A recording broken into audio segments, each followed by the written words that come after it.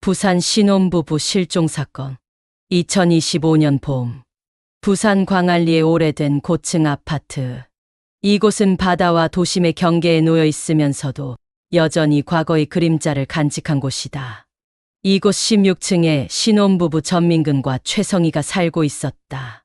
그들은 결혼 1년 차, 이제 막 서로에게 익숙해지고 일상의 평온을 즐기기 시작한 시점이었다. 전민근은 공연 기획 일을 하며 바쁘게 움직였고 최성희는 피아노를 가르치며 조용한 나날을 보냈다.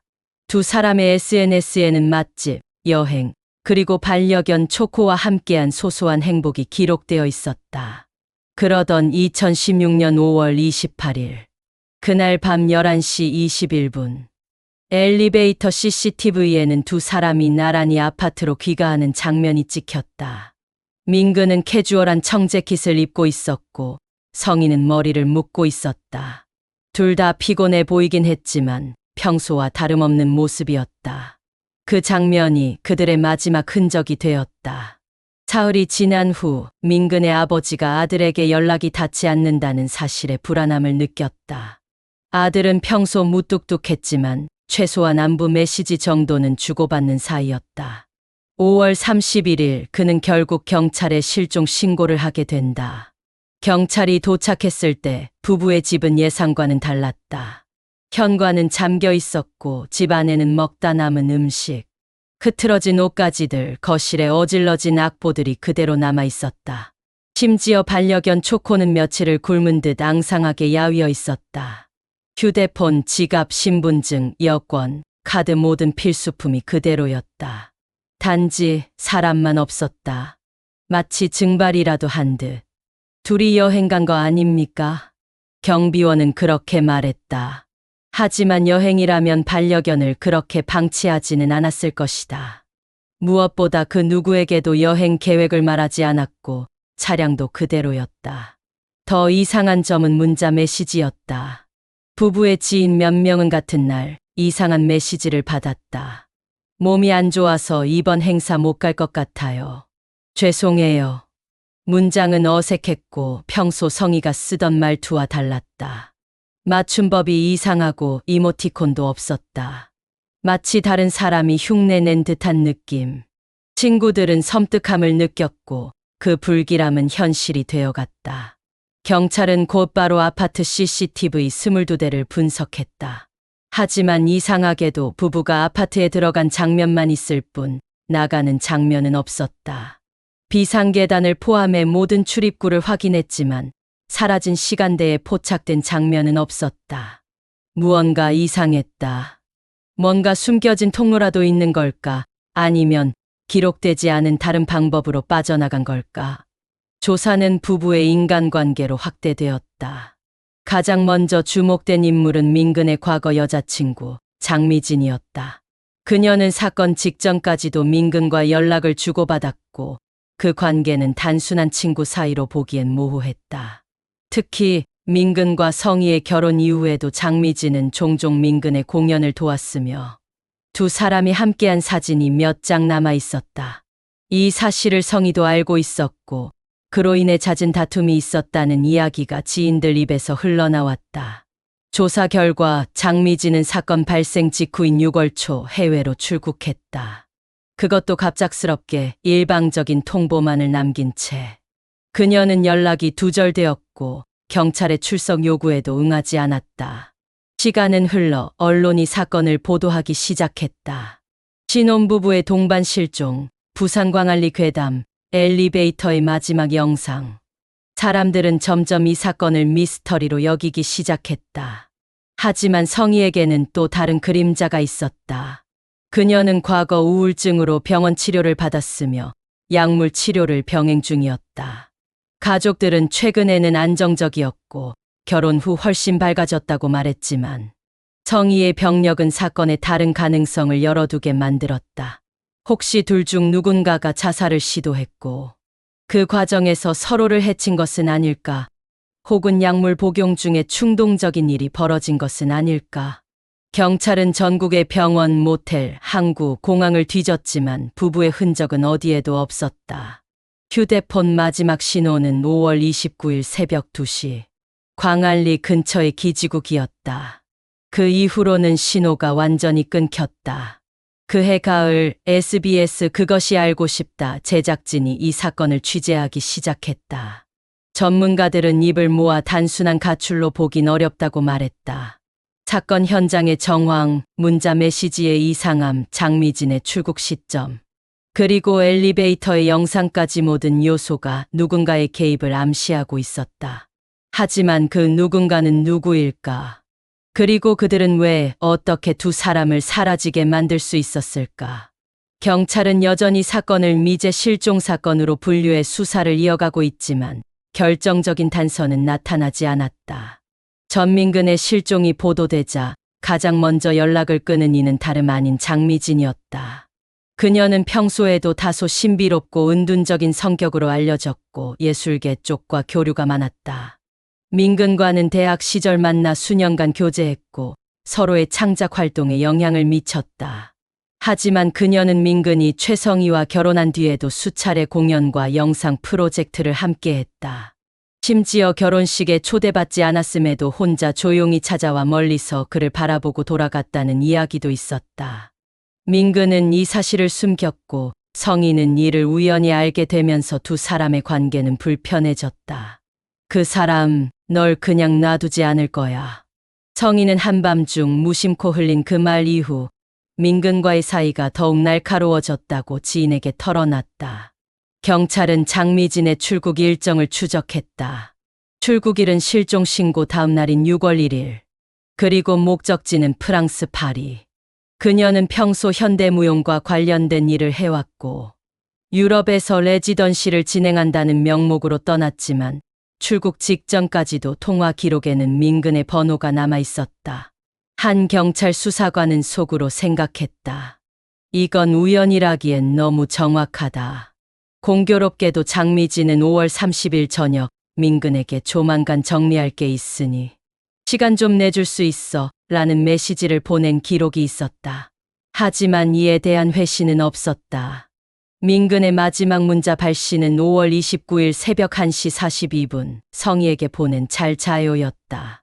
이후 성희의 휴대전화로 발신된 메시지는 대부분 단문이거나 이모티콘 없이 딱딱한 말투였다. 가족들과 친구들은 모두 그것이 그녀답지 않았다고 증언했다. 평소 그녀는 감성적인 말투와 귀여운 이모티콘을 즐겼었다. 경찰은 또 다른 가능성에 주목하게 된다. 성희의 정신과 진료 기록. 그녀는 결혼 전까지 정기적으로 심리 상담을 받았고 약물 처방을 꾸준히 이어갔다. 결혼 이후에도 불면과 불안장애로 고생했고 약을 끊지 못하고 있었다. 그녀의 병원 주치의는 다음과 같이 진술했다. 최 씨는 불안감이 클 때 현실 감각을 잃는 경향이 있었습니다. 특히 버림받을 것에 대한 공포심이 굉장했죠. 그 진술은 수사팀에게 또 다른 가설을 던졌다. 혹시 성희가 민근과의 갈등 끝에 우발적으로 범행을 저지르고 이후 자신도 극단적인 선택을 한 건 아닐까? 하지만 이 가설에는 중요한 문제가 있었다. 시신이 없다는 것. 범행이 있었다면 피의 흔적이라도 있어야 했다. 하지만 집 안, 계단, 옥상, 지하주차장 어느 곳에서도 혈흔이나 특이점은 발견되지 않았다. 다만 성희 서재 안쪽 서랍에서 접혀있는 종이 한 장이 발견되었다. 그 위엔 연필로 이렇게 적혀 있었다. 모든 관계는 균형을 잃을 때 위험해진다. 나는 사랑했고 그래서 무너졌다. 이 글은 마치 유서 같기도 했지만 날짜도 서명도 없었다. 글씨체는 성희의 것이 맞았지만 언제 쓴 것인지는 확인할 수 없었다. 2020년 실종 4년 뒤 한 제보자가 경찰에 연락했다. 그는 사건이 일어난 아파트 단지 맞은편의 작은 카페 사장이었다. 제보 내용은 이랬다. 그때였어요. 5월 29일 새벽쯤 밖에서 이상한 소리가 들려서 봤는데 검은색 SUV가 그 아파트 뒤편에서 멈춰 있다가 뭔가 큰 짐 같은 걸 싣고 있었어요. 남자 둘이 있었고 얼굴은 잘 안 보였지만 그때 뭔가 이상했어요. 이삿짐처럼 보이지 않았거든요. 그는 당시 그 상황을 별일 아니겠지 하고 넘겼지만 최근 유튜브에서 해당 사건을 다시 접한 후 불현듯 기억이 떠올라 제보했다고 말했다. 경찰은 늦었지만 주변 CCTV를 다시 확인했다. 당시 아파트 정문과 지하 주차장은 확인된 바 없었지만 후문 쪽 CCTV가 불량이어서 데이터가 남아있지 않았다. 그 사각지대가 바로 SUV가 있었던 위치와 일치했다. 수사팀은 차량 번호 추적에 들어갔지만 사건 발생 4년이 지난 시점이라 유효한 데이터를 확보하긴 어려웠다. 그 후 제보자도 연락이 끊겼다. 그해 겨울 그것이 알고 싶다 팀은 장미진을 프랑스에서 찾아냈다. 인터뷰 요청에 그녀는 짧게 답했다. 전 그날 아무것도 몰랐어요. 민근은 저에게 마지막까지 좋은 친구였어요. 하지만 우리 사이에 오해를 살 만한 일은 없었습니다. 성희 씨가 저를 싫어했던 건 알았지만 그런 일까지 벌어졌다는 건 믿기 어려워요. 그녀는 질문을 더 받지 않았고 프로그램 방영 이후 다시 잠적했다. 경찰은 아직도 이 사건을 살인 증거 없는 실종으로 분류한다. 하지만 실종자의 가족들은 말한다. 두 사람이 동시에 모든 걸 두고 사라질 수 있을까요? 반려견까지. 지금도 그 집은 비어 있다. 벽지는 누렇게 변했고 현관문엔 때가 낀 흔적만이 남아있다. 전민근의 가족은 실종한 달 후 그가 사용하던 오디오 인터페이스를 정리하던 중 컴퓨터에 연결된 외장하드에서 녹음 파일을 발견했다. 녹음된 시간은 실종 당일인 5월 28일 밤 11시 43분. 엘리베이터를 타고 집에 들어간 직후였다. 녹음은 4분 27초 분량이었다. 파일을 실행하자 익숙한 음성이 들렸다. 이게 무슨 소리야? 초코야, 왜 그래? 성희야, 괜찮아? 그 다음 성희의 목소리가 낮고 떨렸다. 그 사람 또 연락했어. 나한테 계속 생각나 멈추질 않아. 나 이상해지고 있어. 민근의 숨소리가 들렸다. 천천히 무언가를 꾹 참고 있는 듯한 호흡이었다. 그는 조심스럽게 물었다. 장미진. 응. 정적이 길게 흘렀다. 마치 이 대화가 이들 부부의 오래된 균열의 중심인 듯 아무도 말을 잇지 못했다. 다시 민근이 말했다. 그래도 이건 우리 일이잖아. 우린 이제 가족이야. 그 순간 초코가 날카롭게 짖기 시작했고 성희의 낮은 탄식 같은 신음소리. 이후의 소리는 작고 불분명했다. 녹음 말미에는 누군가 걸어가는 듯한 발소리, 그리고 문이 철컥 닫히는 소리가 남아 있었다. 그 후 아무 말도 없었다. 파일은 그렇게 끝났다. 이 음성은 경찰에 제출되었지만 범죄를 입증할 직접 증거가 아니었다. 오히려 민근과 성희 사이의 심리적 불안, 갈등을 보여주는 정황에 가까웠다. 경찰은 다시 성희의 심리 상태에 주목했다. 하지만 이번엔 다른 인물이 등장했다.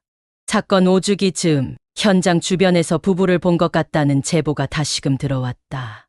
제보자는 당시 택배 기사로 일하던 40대 남성이었다. 그날 밤이었어요. 5월 28일이었나 29일 새벽일 수도 있고 광안리 뒷골목에서 어떤 남자가 여자를 부축하고 있더라고요. 여자가 비틀비틀했어요. 마치 술 마신 사람처럼. 그는 당시엔 큰 의미를 두지 않았다고 했다. 밤늦게 취객을 데리고 가는 모습은 흔한 일이었으니까. 하지만 몇 년 뒤 방송에서 이 사건을 다시 보았을 때 그 남자의 얼굴이 이상하게 익숙하게 느껴졌다고 한다. 바로 전민근이었다. 경찰은 제보자의 진술을 토대로 몽타주를 다시 작성했고 주변 CCTV 기록을 수색했다. 하지만 이미 오래된 기록은 사라져 있었고 인물 식별이 가능한 자료는 남아있지 않았다. 그 무렵 민근의 지인이 경찰에 또 다른 정보를 제공했다. 민근은 실종 일주일 전 자신이 기획 중이던 공연의 주제를 바꾸었다고 한다. 원래는 회복과 치유를 주제로 했던 공연은 갑자기 지워진 목소리라는 타이틀로 변경되었고 포스터 디자인도 바뀌었다. 검은 배경의 한 남자가 입을 가리고 있는 이미지. 무언가 말하지 못하는 사람, 혹은 침묵을 강요당한 존재를 암시하는 듯한 시각. 그 지인은 말했다. 그 주제에 왠지 지금 생각하면 묘하게 사건과 닿아 있어요. 마치 민근이 무언가를 예감했던 것처럼요. 2022년 미국에 거주하던 성희 친척이 우연히 구글 포토에 연결된 계정을 열었다. 거기엔 오래된 사진들 사이에 낯선 이미지 하나가 남아 있었다. 이미지에는 낡은 주차장 벽, 그리고 희미하게 쓰여 있는 글자가 담겨 있었다. 나를 찾지 마. 우리가 멈춘 곳에서 나는 아직도 기다리고 있어. 위치는 확인되지 않았지만 이미지 메타데이터에는 부산 수영구의 좌표가 남아 있었다. 이 이미지를 성희가 직접 찍었는지 아니면 제3자가 계정을 통해 업로드했는지는 확인되지 않았다. 그러나 그 한 장의 사진은 실종된 두 사람의 행방에 대해 또 다른 추측을 낳게 했다. 혹시 이들은 어디엔가 살아있는 것일까? 아니면 이 말은 누군가의 메시지, 범인의 것일까? 사건은 여전히 미제 상태다. 경찰은 공개 수배 전단을 배포하고 장기 실종 사건으로 관리 중이다. 하지만 대중은 이제 이 사건을 단순한 실종이라 부르지 않는다. 그들은 말한다. 그건 사라짐이 아니라 지워짐이었어요. 두 사람의 사진은 여전히 경찰서 게시판에 붙어 있다. 그리고 지금도 누군가는 그들의 흔적을 찾아 광안리의 밤거리를 걷고 있다. 내용이 유익하셨다면 구독과 좋아요, 알림 설정 부탁드립니다.